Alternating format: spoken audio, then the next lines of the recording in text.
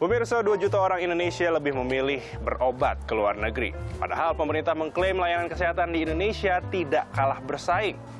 Kualitas tenaga kesehatan, layanan kesehatan di Indonesia disebut sudah semakin maju. Apa benar? Pemirsa, akibatnya devisa senilai 165 triliun rupiah melayang tanpa ragu. Hasil tanya kecil-kecilan tim Kompas TV mengapa masyarakat lebih memilih berobat ke luar negeri karena mereka mengejar kualitas baik dari tenaga medis dan juga fasilitas yang lebih mumpuni. Benarkah? Kita lihat data Organisasi Kesehatan Dunia alias WHO, pemirsa. Sampai tahun 2020 kemarin, rasio 10.000 penduduk hanya ditangani oleh 6,2 dokter saja. Bayangkan, misalkan Anda membutuhkan layanan 6 orang dokter dalam kondisi genting. Anda harus berebut terlebih dahulu dengan 10.000 penduduk lainnya. Di Indonesia yang merupakan negara kepulauan, sebaran dokter ini masih belum merata. Bahkan hanya terpusat di Pulau Jawa. Pendidikan dokter apalagi spesialis memang tidak mudah ditempuh, pemirsa. Artinya dokter bukanlah tenaga kerja yang bisa dihasilkan secara ekstrim dengan cepat. Nih, data ini adalah gambaran jumlah dokter di Indonesia. Jumlah dokter umum sudah pasti lebih banyak ketimbang dengan dokter dengan keahlian tertentu. Sekolah dokter spesialis juga memang sudah pasti tidak mudah. Apakah pemerintah sudah membaca hal ini dan setidaknya memetakan permasalahan jumlah dokter yang masih sedikit? Bagi Fridianto, Yulianto, Business Talk.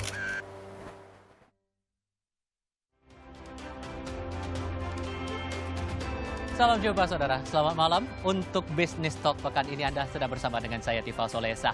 Kepala negara sudah bersuara, Presiden Joko Widodo geram pasalnya ada 2 juta orang setiap tahunnya memilih melakukan pengobatan di luar negeri. Imbasnya devisa senilai 165 triliun rupiah melayang.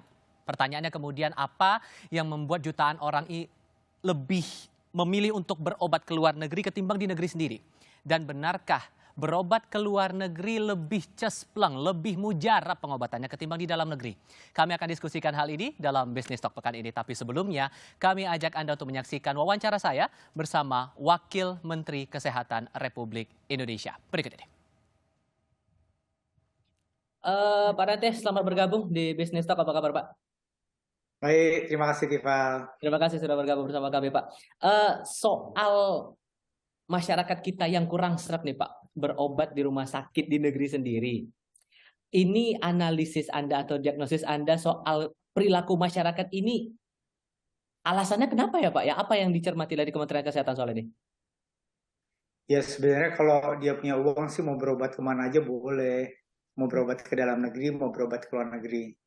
Tapi sesungguhnya kita mesti mencermati 167 triliun rupiah keluar dari 2 juta orang yang biasa berobat ke luar negeri. Ini ada beberapa kendala memang. Misalnya dia tinggal di Medan. Dia berobat membutuhkan rujukan. Nah, tiket dari Medan ke Jakarta sama Medan ke Pineng atau Medan ke Singapura kan lebih murah dari Medan ke Singapura. Jadi ya orang-orang Medan akan berobat ke Singapura dibandingkan mereka berobat ke Jakarta. Begitu juga di Kalimantan. Di Kalimantan Barat orang lebih dekat ke Malaysia dibandingkan dia berobat terbang ke Jakarta. Tapi ada juga sih orang-orang Jakarta yang berobat ke Singapura atau ke Malaysia atau ke beberapa tempat lainnya. Tapi ingin saya sampaikan bahwa mutu dan kualitas dokter di Indonesia sebenarnya sama dengan kualitas di dokter. Karena kita menggunakan kurikulum yang hampir sama antara kurikulum yang dilakukan oleh dokter Indonesia dan luar negeri. Yang beda itu biasanya ada hospitality-nya. Hospitality-nya itu misalnya keramah tamahannya. Ini harus kita cermati. Biasanya keramah tamahannya mereka lebih baik, kemudian mereka mendengarkan pasiennya lebih baik dan sebagainya. Ada juga dokter Indonesia yang seperti itu. Nggak semua dokter Indonesia jelek dan tidak ramah. Tapi karena jumlah pasiennya banyak, maka dokter Indonesia banyak yang sedikit berkomunikasi dengan pasien dibandingkan dengan dokter-dokter di Malaysia, di Singapura yang pasiennya dibatasi, kemudian mereka melakukan komunikasi dengan pasien lebih banyak. Tapi sebenarnya juga bisa diakali untuk masalah tersebut. Yang penting penyampaian informasi secara efektif walaupun pasiennya banyak di Indonesia akan menjadi jembatan supaya pasien tetap merasa nyaman berobat di Indonesia. Tentang kualitas sarana, prasarana, dan kualitas dokter sama. antara di Indonesia dan di luar negeri. Anda sempat singgung masalah jumlah dokter, berarti Anda mengakui bahwa jumlah dokter di Indonesia ini kurang untuk menangani para pasien yang ada? Beberapa memang kurang, terutama di daerah-daerah sangat terpencil. Di kota-kota besar banyak dokter konsentrasi di sana. Di kota-kota terpencil kita masih kurang dokter. Rasio dokter dengan penduduk juga masih kurang. Di kita rasio dokter umum dibandingkan dengan penduduk itu 0,62 per 1000 penduduk. Seharusnya menurut WHO itu 1:1000. Begitu pula dokter spesialis kita masih kurang. Karena itu bagaimana caranya kita melakukan upgrade dengan meningkatkan kuota jumlah penerimaan mahasiswa kedokteran sehingga kita akan punya dokter yang lebih banyak di masa yang akan datang. Saat ini lulusan dokter di Indonesia itu 12.000 untuk dokter umum per tahun. Kita butuh sekitar 170.000 dokter lagi. Jadi kalau kita menggunakan kuota yang sekarang butuh waktu 10 tahun. Karena itu kita tingkatkan jumlah dokternya. Pak Gitu, Dante, kira-kira. sebentar. Terkait dengan jumlah dokter, ada rencana dari Kementerian Kesehatan untuk menambah jumlah dokter. Tapi dengan faktanya sekarang saja ada 6 dokter yang bisa menangani 10.000 pasien. Bukankah dengan menambah lagi itu justru bakal memperburuk keadaannya untuk penanganan pasien ataupun juga penanganan masyarakat kita di bidang kesehatan, Pak? Nggak juga, karena beberapa dokter bisa diantisipasi dengan sistem rujukan dan rujuk balik. Sebenarnya tidak selalu pelayanan itu terlalu spesialistik. Ada pelayanan yang bisa dikembalikan ke dokter yang merujuk. Oke. Ada keraguan juga nih Pak, terkait dengan kualitas dokter kita sampai ada beberapa orang memilih untuk berobat ke luar negeri. Anda melihat di Kementerian Kesehatan, kualitas dokter kita yang ada sejauh ini gimana? Enggak, beberapa dokter kita malah pasiennya berasal dari luar negeri.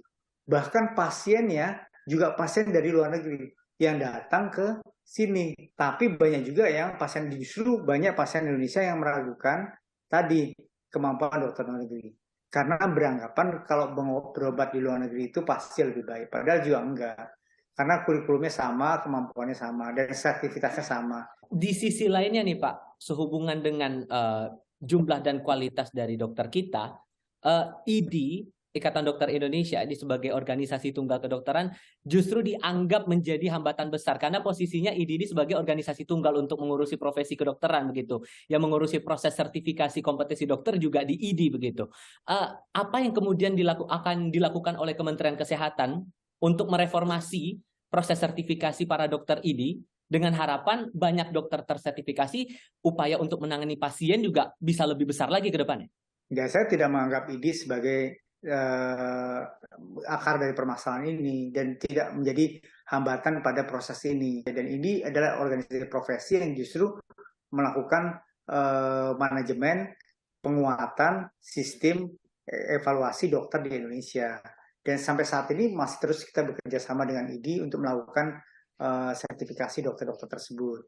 Kedepannya mungkin sertifikasi akan dikembalikan ke pemerintah akan melakukan sertifikasi dokter, tetap bekerja sama dengan ID dan organisasi profesi, karena walaupun bagaimana organisasi profesi dan ID adalah organisasi seminat yang mempunyai kemampuan untuk mendekatkan diri kepada sivitas profesionalismenya, sehingga nanti akan dekat antara ID dengan dokter dan ID dengan Kementerian Kesehatan. Terkait dengan kasus ini juga Pak, apakah ada langkah lanjutan yang bakal dilakukan oleh pemerintah, terutama reformasinya ini lewat Omnibus Law sektor kesehatan, Pak? Tadi saya sampaikan bahwa ada keinginan dari perubahan undang-undang untuk memberikan simplifikasi bagi perizinan para dokter. Salah satunya misalnya STR yang nanti akan ditetapkan lebih mudah, SIP, surat izin praktek yang lebih mudah, dan sebagainya. Itu adalah salah satu dan beberapa langkah yang dilakukan pemerintah untuk membuat supaya perizinan dokter lebih mudah, sehingga dokter lebih mudah dan nyaman untuk berpraktek di Indonesia. Oke, satu hal lagi yang mungkin juga pengen saya tahu di posisi dari pemerintah soal ini. Indonesia dalam rasio dokternya ini 6,23.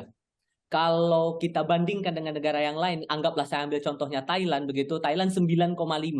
Kira-kira kita bisa makan waktu berapa lama agar rasio dokter kita itu bisa sama kayak Thailand atau bisa lebih baik daripada Thailand? Jadi sekarang itu rasio dosen dan mahasiswa 1:3. sudah kita naikkan jadi 1:5. Caranya bagaimana? Naikkan jumlah dosennya. Kalau dosennya cukup dan di rasionya dinaikkan, maka pendidikan dokter-dokter yang dididik akan makin banyak dan mutunya akan lebih terjaga. Jadi dengan meningkatkan jumlah dosen menjadi salah satu hal utama yang kita lakukan untuk meningkatkan jumlah lulusan dokter. Tadi kalau kita mau ngejar 0,62 per 1.000 penduduk dibandingkan 0,95 di dalam per 1.000 penduduk, maka kita bisa kejar dalam waktu secepatnya kalau kita bisa menaikkan rasio. Berapa rasio yang harus kita naikkan? 2 kali lipat.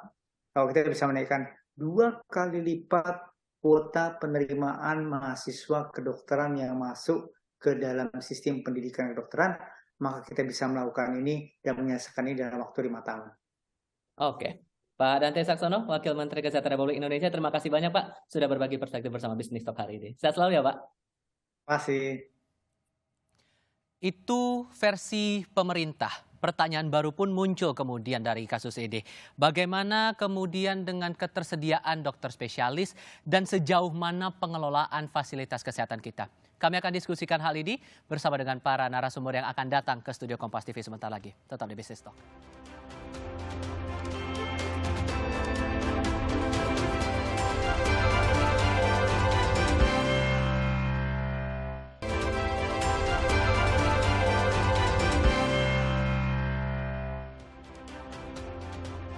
Berobat ke luar negeri lebih cespleng, lebih mujarab pengobatannya. Benarkah demikian? Tadi di segmen awal kita sudah dengar pernyataan dari pemerintah lewat Wakil Menteri Kesehatan. Sekarang dari perspektif yang berbeda. Sudah hadir 3 narasumber di studio kami pada kesempatan malam hari ini. Yang pertama Ketua Umum Pengurus Besar Ikatan Dokter Indonesia atau IDI, Adip Kumaydi. Pak Adip, apa kabar Pak? Baik, selamat malam Mas Diva. Terima kasih sudah bergabung. Juga hadir bersama kami Sekjen Asosiasi Rumah Sakit Swasta Indonesia ARSI, Nur Arida Sofiana. Bu Arida, apa kabar Ibu? Selamat malam. Terima kasih sudah hadir. Dan juga hadir bersama kami Ketua Ikatan Ahli Kesehatan Masyarakat Indonesia, Hermawan Saputra. Pak Hermawan, apa kabar? Baik, sehat Bang Tifal. Sehat selalu buat kita semua. Sehat selalu untuk kita semua. Sebelum kita mulai diskusi, kami ajak Anda terlebih dahulu dan para narasumber untuk menyimak lagi pernyataan Presiden Joko Widodo soal permasalahan banyaknya masyarakat Indonesia yang berobat ke luar negeri. Kita simak. Hampir 2 juta masyarakat kita itu masih pergi berobat ke luar negeri apabila sakit. Memang problemnya kita masih punya problem di dalam negeri. Dokter spesialisnya masih kurang. Atau dokter yang punya subspesialis masih sangat kurang. Saya sudah bisikin tadi Pak Menkes, ini harus diurus. Alkes dan ruang fisik sudah banyak yang bagus, tapi juga masih banyak yang belum bagus. Itu yang harus diperbaiki. Sehingga pelayanan rumah sakit kepada masyarakat menjadi semakin baik. Dan saya minta tadi juga ke Pak Menkes, nanti akan saya sampaikan ke Menteri Pendidikan dan Kebudayaan juga, untuk pendidikan dokter spesialis agar dibanyakin dan dimudahkan. Menurut IDI nih Pak Adip, soal banyaknya masyarakat kita yang memilih berobat ke luar negeri itu pemicunya gara-gara apa? Ya, jadi ada persepsi yang juga perlu disampaikan di sini bahwa ada memang karena kebutuhan. Satu, ada memang karena keinginan gitu lah. Kebutuhan itu karena apa? Karena memang menganggap bahwa pelayanan kesehatan yang dibutuhkan oleh pasien tersebut tidak ada di Indonesia. Yang ini bisa karena memang kurang tidak diketahuinya, atau memang karena dia ingin kemudian mendapatkan pelayanan yang langsung ke luar negeri sendiri. Atau karena keinginan. Nah, kalau bicara keinginan, ini berkaitan juga dengan saya ingin ada privacy umpamanya. Ini salah satu contoh, dan ini ada dalam satu jurnal yang ada di dalam Malaysia Medical Journal Science yang menyebutkan bahwa kalau kemudian berobat ke luar negeri, faktornya tadi itu, 2 itu. Kemudian ada juga faktor yang karena waiting list yang dianggap terlalu lama di Indonesia gitu. Dan satu lagi yang menganggap bahwa karena tidak adanya sarana prasarana. Contoh umpamanya, kita mencontohkan dalam satu wilayah, Kalimantan Barat. Gitu. Banyak pasien atau masyarakat di Kalimantan Barat berobat ke Kucing. Kenapa? MRI tidak ada di Kalimantan Barat gitu. Dan kalau bicara kemudian dia harus pemeriksaan MRI, dia ke Jakarta lebih mahal transportasi ke Jakarta daripada dia ke Kucing. Jadi faktor kedekatan termasuk dari Sumatera, karena data dari Malaysia Health Travel Council itu menyebutkan bahwa dari tahun 2021 1,2 juta, 60-70% itu adalah dari Indonesia, yang itu sebagian besar dari wilayah yang memang dekat dengan mereka. Dan itu tentunya implikasinya karena apa? Transportasinya mungkin lebih murah ke arah negara-negara tadi itu. Makanya ngambilnya kebanyakan Malaysia, Singapura gitu ya. Jadi ada faktor-faktor itu yang juga mempengaruhi gitu loh. Tidak semata karena ada faktor-faktor yang mohon maaf, kalaupun ada yang kemudian dikatakan karena kekurang puasan dan sebagainya ya, atau yang paling umum sebenarnya karena second opinion.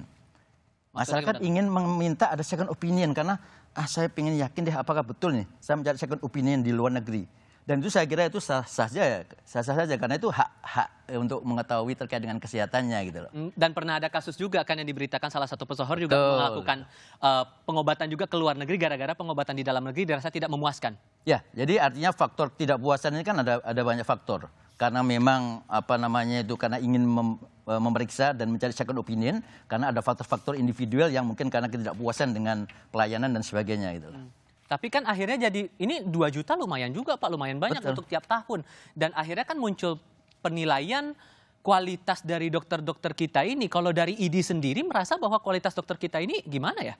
Jadi kalau kita bicara secara kualitas, ya ini kita bicara dari sisi 5 tahun yang lalu. Ada 3 permasalahan. Gap teknologi, kemudian gap language, kemudian gap kompetensi, penyertaan kompetensi. 3 hal ini sudah diperbaiki dalam proses pendidikan, baik pendidikan dokter dan pendidikan spesialis gitu. Yang menjadi problem utama saat ini adalah gap teknologi. Siapa yang bisa mengintervensi gap teknologi adalah negara. Ketersediaan alat-alat teknologi yang canggih, yang itu membutuhkan kemudian diberikan di dalam pelayanan kesehatan, itu menjadi sangat penting gitu loh. Karena kadang-kadang kita bicara akurasi. Kita bicara sekarang ketepatan diagnosis gitu loh. Kita bicara juga kemudian kebutuhan-kebutuhan yang di dalam pemeriksaan-pemeriksaan canggih gitu loh. Nah, ini saya kira juga perlu ada satu dukungan upaya-upaya dari negara untuk bisa memfasilitasi tentang kebutuhan teknologi ini tadi. Dan karena kalau kita bicara SDM, sebenarnya sekarang apalagi dengan internasionalisasi di dalam pendidikan kedokteran, baik itu dokter umum maupun dokter spesialis, maka sekarang penyetaraan kompetensi dengan level internasional pun kita sudah memenuhi itu.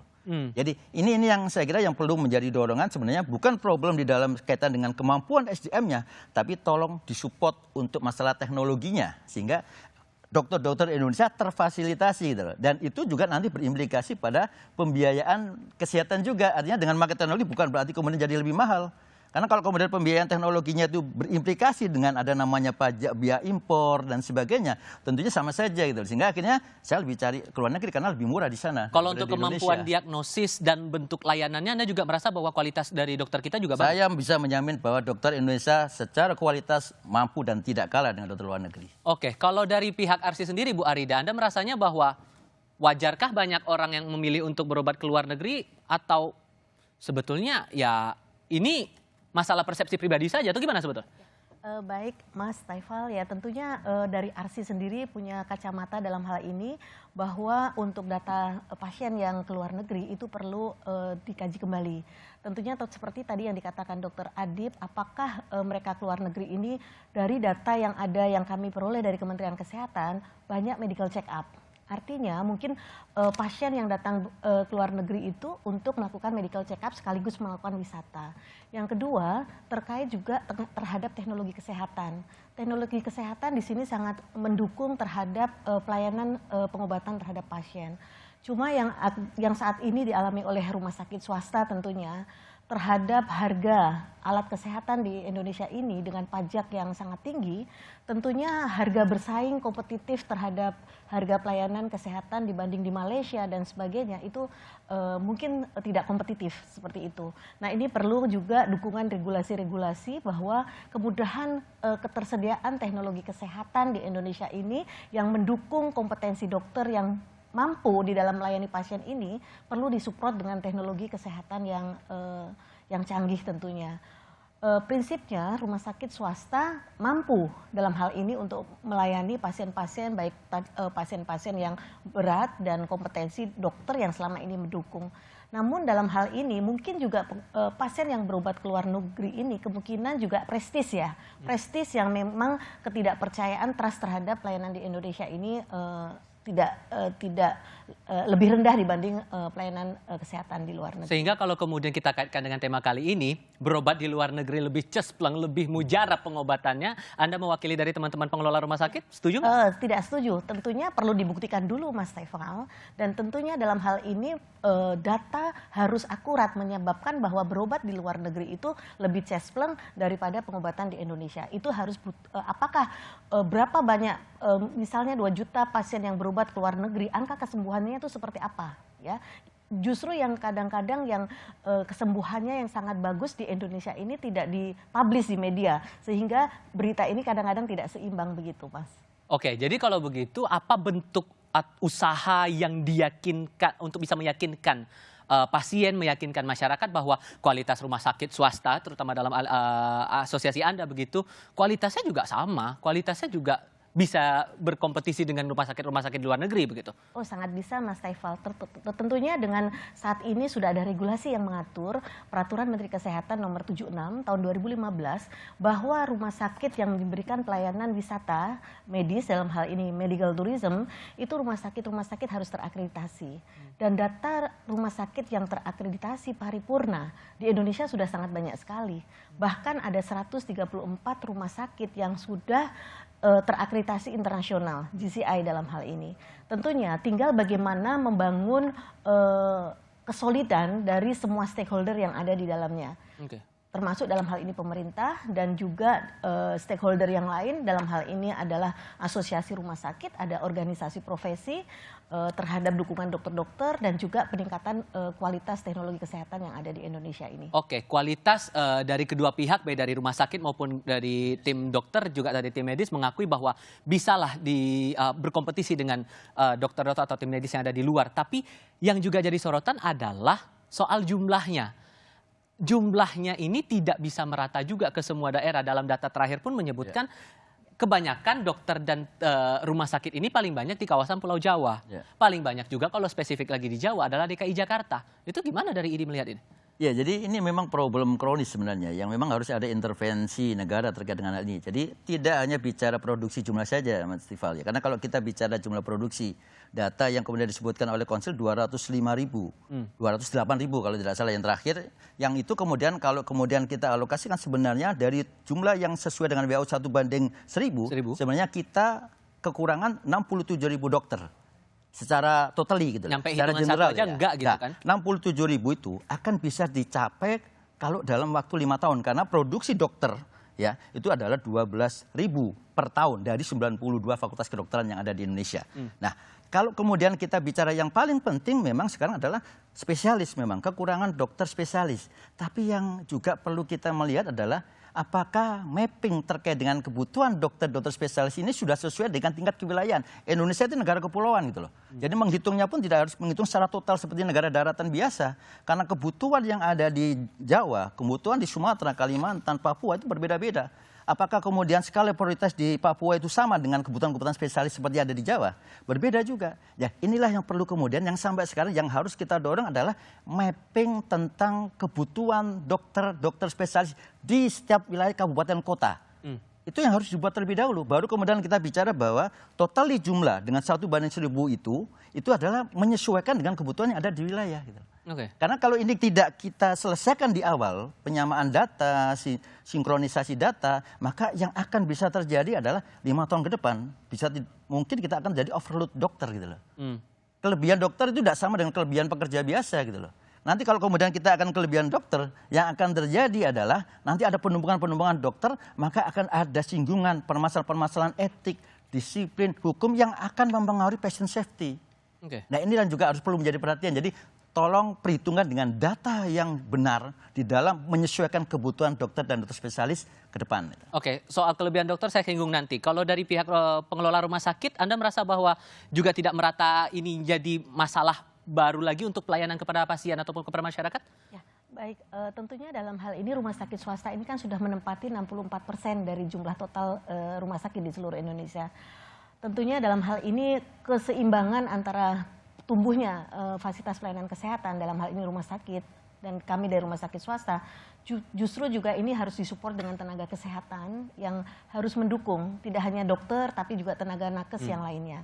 Tentunya betul yang disampaikan Dr. Adib dari sisi ID dan ARSI sama, karena tanpa adanya dokter yang mengisi fasilitas pelayanan kesehatan, tidak mungkin pelayanan bisa berjalan dengan baik. Dengan adanya dokter tanpa ada didukung dengan teknologi kesehatan, juga akan sia-sia kompetensi dokter akan tidak seimbang ya dalam hal ini. Tentunya dari kami dari rumah sakit swasta perlu memapping rumah sakit yang mana saja yang bisa mampu melayani pelayanan yang khususnya untuk wisata medis yang selama ini sedang disampaikan oleh pemerintah. Baik. Kalau Pak Hermawan punya sorotan sendiri, apa yang perlu direformasi sebetulnya? Karena kan ini hubungannya masalah trust, masalah kepercayaan publik soal layanan kesehatan di negara sendiri. Bung Tifal, di tahun 2012 hingga 2014 saya pernah meneliti tentang rumah sakit umum pemerintah, rumah sakit umum pusat ya, artinya RSUP. Kalau kita bicara layanan yang paling paripurna, top referral, rujukan tertinggi, biasanya RSUP, Rumah Sakit Umum Pusat, dan itu dimiliki oleh Kemenkes di berbagai regional ada. Dari penelitian itu menunjukkan ada beberapa bentuk layanan yang sifatnya patient centeredness, pelayanan yang mengedepankan kepentingan pasien. Apa di situ? Kecepatan, ketepatan waktu, ketanggapan, aspek kemanusiaan, keramah tamahan.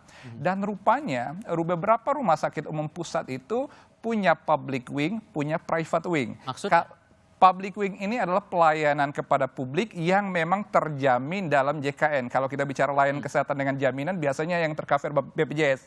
Kalau yang private wing, ini yang tanda kutip swasta dalam arti yang out of pocket services, fee for service. Dan biasanya orang-orang mampu.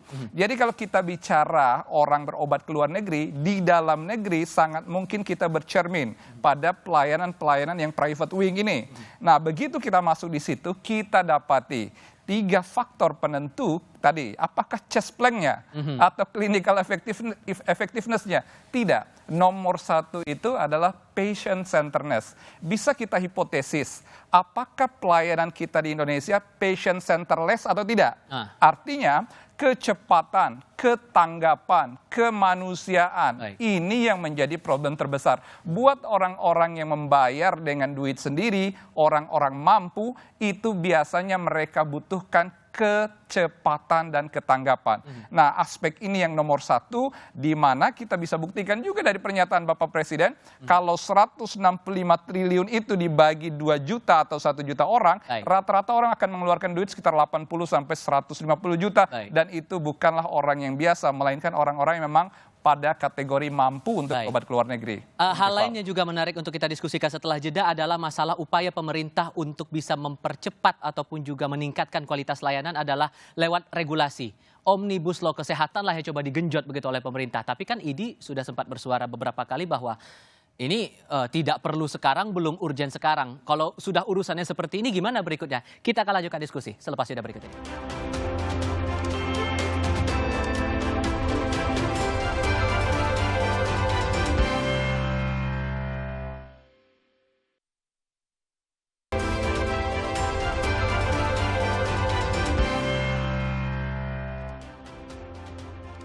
Di Indonesia catatan terakhirnya 6 dokter melayani 10.000 pasien. Dengan ide Wakil Menteri Kesehatan menambah jumlah dokter dan menambah dosen di pendidikan kedokteran, itu sudah jadi jawaban menurut Anda, Pak Adib? Ya, jadi pada saat tadi kita nggak bisa memisahkan antara produksi dan distribusi gitu. Terus 2 hal yang harus bersamaan itu. Link and match-nya itu harus jalan gitu loh. Karena pada saat kita hanya berpikir meningkatkan jumlah produksi tanpa kita memikirkan nanti akan terdistribusi, maka bukan tidak mungkin nanti tetap akan ada penumpukan di kota-kota besar gitu loh. Jadi harus ada regulasi yang kemudian mengatur ini. Yang sebenarnya sudah ada di Undang-Undang Pemerintah Daerah tahun 2014 itu loh.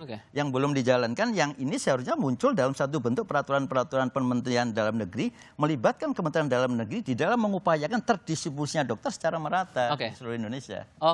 Jadi juga harus memperkenalkan lagi nih, ada selain 3 narasumber, ada satu lagi yang bergabung bersama kami, wartawan senior kontan Mbak Titis Nurdiana. Hai Mbak Titis, apa kabar?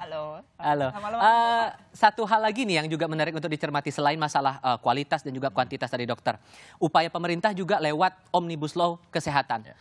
yang kami pahami bahwa posisi Ikatan Dokter Indonesia ini masih tidak setuju dengan adanya Omnibus Law Kesehatan ini. Belajar dari kasus yang sekarang, Ya. berubah pikiran? Jadi gini, menjawab terhadap permasalahan kesehatan, karena healthcare itu more than doctors and more than medicine. Tidak hanya bicara obat, tidak hanya bicara dokter saja. Kita bicara resource gitu loh. Bicara resource nanti akan bicara infrastructure. Kita bicara money, ya. Bagaimana anggaran APBN yang dialokasikan untuk kesehatan. Ideally ya harusnya 20% untuk kesehatan, 20% untuk pendidikan. Itu ideally gitu. Karena di negara-negara yang lain juga itu membuat anggaran yang besar untuk kesehatan gitu. Tapi pada saat kemudian anggaran kesehatan itu belum besar, maka tentunya nanti akan berimplikasi juga kepada kemampuan di dalam masalah pengkesehatan. Nah, bicara terkait dengan Undang-Undang Kesehatan Omnibus Law, saya bicara adalah bukan terkait dengan masalah penolakannya saja, kita bicara urgensi. Karena kalau pada saat kemudian kita bicara RUU kesehatan ini, dan itu akan diterapkan, maka harus ada pembuatan 105 PP, 11 Perpres, 12 Permenkes, 1 Perdir BPJS. Akan kapan itu akan bisa mampu laksana gitu loh, menjawab terhadap kebutuhan dalam saat ini. Padahal kita punya undang-undang yang masih existing. Kita punya peraturan-peraturan pemerintah yang belum dijalankan dengan baik gitu loh. Tapi kan sudah ada niat dari pemerintah untuk mempercepat ini lewat Omnibus Law. Ya, kalau makanya tadi, karena Omnibus itu undang-undang besar. Harus ada peraturan-peraturan di bawahnya tadi. Harus ada 105 PP. Tadi, harus ada 11 Perpres, 12 Permenkes, 1 Perdir BPJS.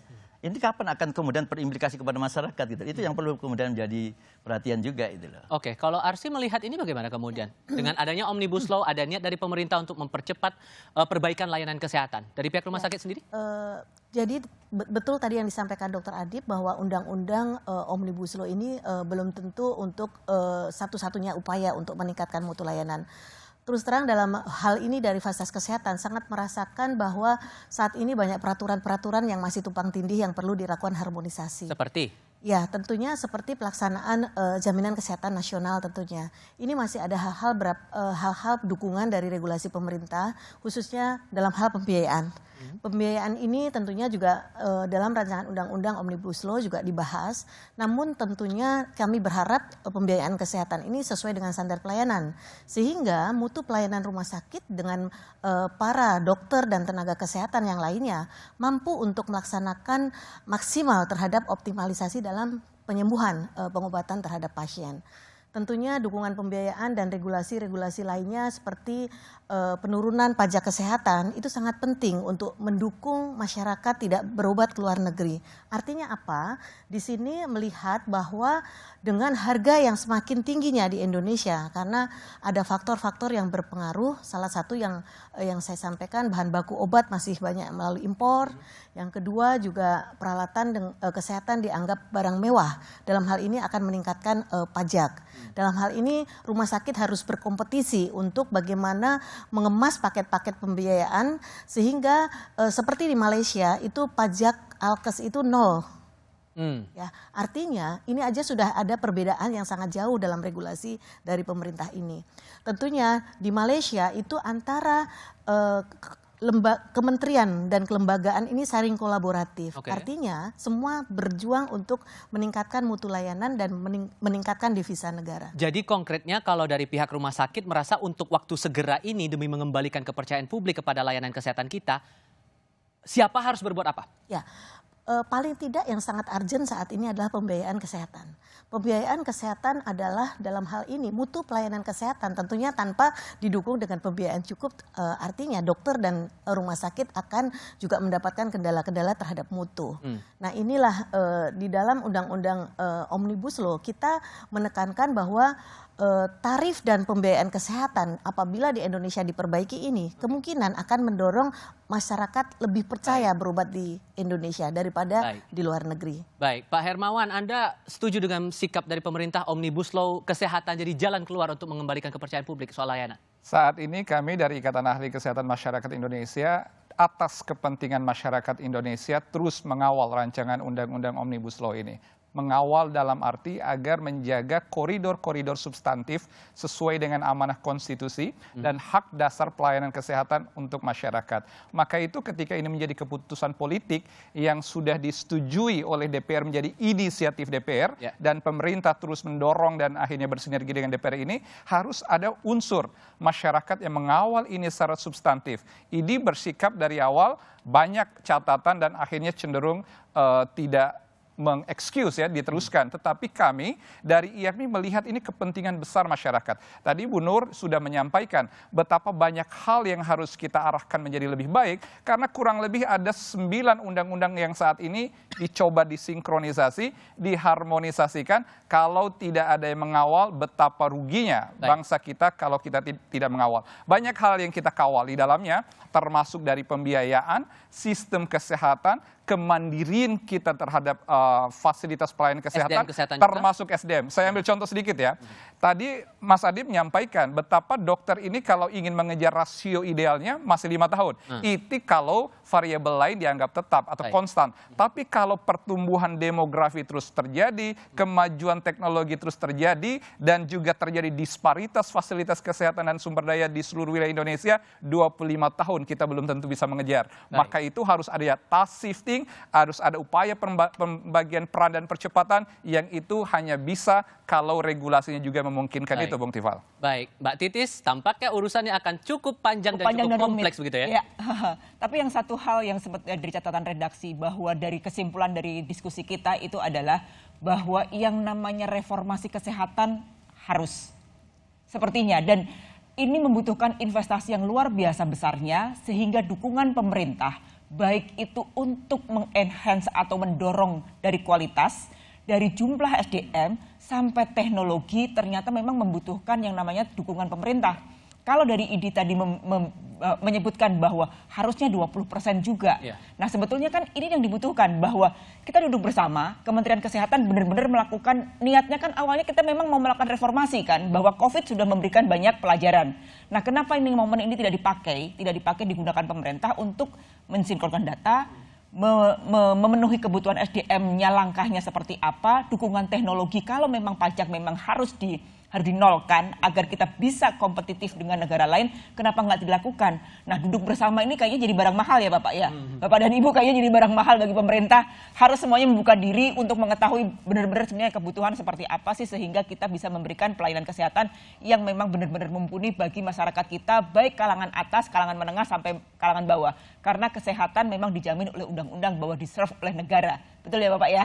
Gitu ya? Ini memang hak bagi siapapun warga negara, mau dia yang berpunya, mau dia apa-apa. Tapi kan yang terlihat di faktanya sekarang adalah ya kalangan-kalangan mampu saja yang bisa ke luar negeri. Jaminan untuk bisa layanan kesehatan ini merata untuk semua, apakah bisa dilakukan sesegera mungkin dalam waktu yang singkat seperti sekarang, atau gimana ya Mbak ya? Nah ini tantangan serius sebetulnya, tantangan serius yang harus dijawab pemerintah maupun dari sisi profesional termasuk rumah sakit. Bahwa ini ada tantangan serius yang harus diselesaikan. Bagaimana membendung orang-orang yang memang itu harus menginginkan tadi kebutuhan need-nya dia, atau memang untuk wisata. Nah ini yang harus disegera. Apa sih sebetulnya yang tujuan utama yang ingin dicapai oleh pemerintah, agar benar-benar yang namanya pemerintah punya urgensi untuk membendung devisa. Nah kalau memang membendung devisa, apa sih persoalannya? Tadi kan sebenarnya sudah disampaikan bahwa persoalannya macam-macam. Bahwa ini memang ada orang yang memang private pengen ke luar negeri sehingga dia membutuhkan privacy. Yang kedua, memang teknologi kita sebetulnya dunia kesehatan kan terus-terusan berkembang. Tanpa ada dukungan, maka yang namanya diagnosa itu menjadi agak kesulitan. Kita membutuhkan waktu yang lama, sementara mereka membutuhkan kecepatan, ketepatan, dan layanan yang istimewa. Inilah yang harus dijawab. Baik itu dari profesional, dari dokter, rumah sakit, maupun dari pemerintah. Bagaimana menyelesaikan ini supaya memang benar-benar kita itu berdikari atau mumpuni di dalam negeri, sehingga layanan kesehatan memang merata. Gitu. Akhirnya juga hal yang bisa kita soroti lagi nih Pak Adib adalah masalah komunikasi antara tenaga medis dengan pasien. Ini kan juga hubungannya dengan kualitas itu tadi. Betul. Apa yang bisa dijanjikan untuk bisa memperbaiki ini semua agar masyarakat ya percaya dengan tim medis kita, layanannya begitu? Ya, jadi yang jelas permasalahan komunikasi saya kira bukan hanya di Indonesia saja, dimanapun itu, dan itu sifatnya adalah individually gitu loh. Tapi pada dasarnya kalau dari kami bahwa dari sisi etika profesi, bahwa komunikasi menjadi satu kunci utama di dalam aspek penyembuhan gitu loh. Dengan komunikasi yang baik tersugesti sekitar 70% dalam penyembuhan itu sendiri gitu. Tapi yang dalam kaitannya dengan ini, dengan judul yang kita saat ini terus terang kepentingan kami adalah bagaimana kepercayaan publik terhadap dokter Indonesia itu harus tetap ada. Makanya saya mengajak buat teman-teman dokter juga kita perbaiki menjadi dokter baik ya, bangga menjadi dokter Indonesia. Ini hashtagnya ya. Dan yang kedua untuk masyarakat. Udah kampanye langsung nih Idi ya. Kemudian untuk masyarakat Indonesia bangga diobati oleh dokter Indonesia. Untuk menuju apa? Dokter Indonesia untuk rakyat Indonesia. Oke, kalau dari pihak rumah sakit sendiri apa yang bisa dijanjikan dengan kondisi yang sudah banyak orang yang memilih oke lebih baik ke luar negeri dengan layanan rumah sakitnya lebih baik, fasilitas sedemikian rupa, harganya masih masuk akal menurut banyak orang atau beberapa orang yang mampu begitu. Apa bisa dijanjikan? Baik, terima kasih Mas Taifal. Tentunya saat ini ARSI sangat mendorong ya, khususnya para anggota, khususnya rumah sakit swasta, terus memperbaiki mutu layanan. Tentunya dengan dorongan transformasi kesehatan saat ini, rumah sakit dituntut untuk memperbaiki sistem rujukan dengan digitalisasi sistem. Itu mudah-mudahan ke depan rumah sakit ini semakin meningkat mutu layanannya. Yang pertama, rumah sakit harus terakreditasi. Tentunya dengan rumah sakit terakreditasi nasional maupun internasional dituntut untuk memperbaiki semua infrastruktur sesuai dengan standar akreditasi. Pertama itu, Mas Tefal. Yang kedua, rumah sakit juga dituntut terus membenahi dalam hal update teknologi kesehatan. Dalam hal ini supaya rumah sakit tidak tertinggal dari negara lain juga. Dan juga dukungan para dokter juga. Karena dokter ini juga harus kita sejalan di dalam memenuhi fasilitas pelayanan khususnya dalam meningkatkan kompetensinya sehingga di Indonesia pun rumah sakit swasta yang sudah lebih baik itu banyak yang sudah canggih untuk mempunyai Center of Excellence ya. Pelayanan unggulan mungkin perlu di mapping oleh pemerintah sehingga Center of Excellence yang ada di Indonesia ini bisa dipromosikan bersama-sama oleh pemerintah maupun Menteri Pariwisata. Bangunlah wisata medis di Indonesia dengan melibatkan para stakeholder dengan implementasi Permenkes 76 tahun 2015 perlu dilaksanakan dan dianggap serius ini untuk dilaksanakan secara bersama-sama. Mungkin itu Pak Tifal. Pak Hermawan, dengan kondisi sedemikian rumitnya nih kondisi layanan kesehatan kita bisa optimis nggak ya bahwa layanan kita akan lebih baik ke depannya, baik itu dari pihak rumah sakit maupun juga tenaga kesehatan kita? Optimis dua kuncinya. Kalau bicara kualitas SDM dan clinical effectiveness kita, itu sudah dikatakan Pak Adib dan Bu Nur. Kita siap, tenaga medis kita siap, kualitasnya terbaik. Tapi dalam menjamin masa depan dan kualitas pelayanan, ada komunikasi sistem dan itu bisa diantisipasi dengan digitalization, bagian dari perkembangan sistem informasi, dan sekarang berkembang electronic health record, satu data menjadi platform publik dan nasional, ini adalah terobosan. Tapi yang satu yang tidak bisa tergantikan adalah patient awareness, bagian dari respect and dignity, komunikasi yang sifatnya caring terhadap customer, caring terhadap pasien, dan itu menyangkut cara kita memanusiakan manusia. Dan ini yang harus dimiliki tidak hanya oleh dokter, tapi seluruh tenaga kesehatan yang ada di rumah sakit dan di layanan kesehatan. Mulai dari frontliner di depan sampai ke back office, top decision maker harus mampu memberikan komunikasi. Dan potensi 75%, problema kita selama ini yang mencuat ke media itu adalah komunikasi di depan yang salah diartikan, salah disampaikan, dan akhirnya terekspos ke media seolah-olah salah semua pelayanan kesehatan kita. Ini harus kita evaluasi, Bung Tifal. Terakhir, Mbak Titis, tadi sempat disinggung soal wisata medis. Gimana caranya ini bisa dikembangkan kemudian yang pada akhirnya di negara kita sendiri semua orang tanpa terkecuali, baik itu mereka yang berpunya, baik mereka yang papa, itu bisa mendapatkan akses kesehatan yang selayaknya, yang sepantasnya, seharusnya. Mestinya kita perlu menantang pemerintah untuk lebih berani berinvestasi. Sebetulnya kalau saya melihat bahwa berani melakukan investasi untuk membangun sektor kesehatan nasional karena ini sangat penting. Baik itu mau wisata medis maupun yang wisata non medis pun itu membutuhkan investasi yang luar biasa. Nah, inilah saatnya kita menantang pemerintah. Ini saatnya nih ini mumpung memang tag-nya ada, Omnibus Law sedang digodok, Iya. nah kenapa kita tidak memulainya, melakukan reformasi itu tadi. Nah kita perlu menantang, dan itu memang yang penting ada tadi profesional, baik di front sampai di end-nya. Karena itulah sebenarnya kunci dari kesehatan. Mereka itu puas kalau layanannya memang memuaskan. Nah itu butuh investasi baik dari rumah sakit, baik dari dokter sampai pemerintah. Dan itu membutuhkan biaya yang cukup besar. Kerja nyata itulah yang kemudian kita tunggu dari pemerintah dan otoritas kesehatan terkait. Pak Adip, terima kasih banyak. Terima kasih. Bu Arida, terima kasih banyak. Pak Hermawan, terima kasih banyak. Mbak Titi, terima kasih atas perspektif yang sudah dibagikan bersama kami di Kompas TV. Pastikan Anda tetap bersama kami di Kompas TV. Bitalk segera kembali.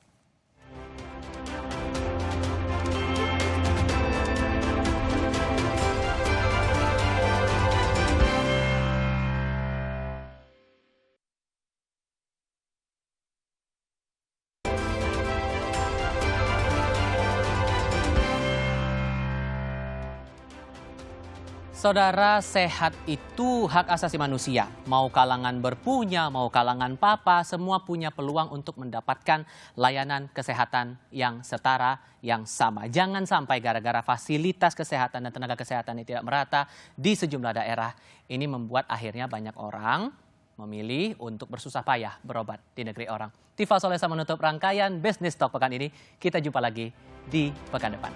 Selamat malam.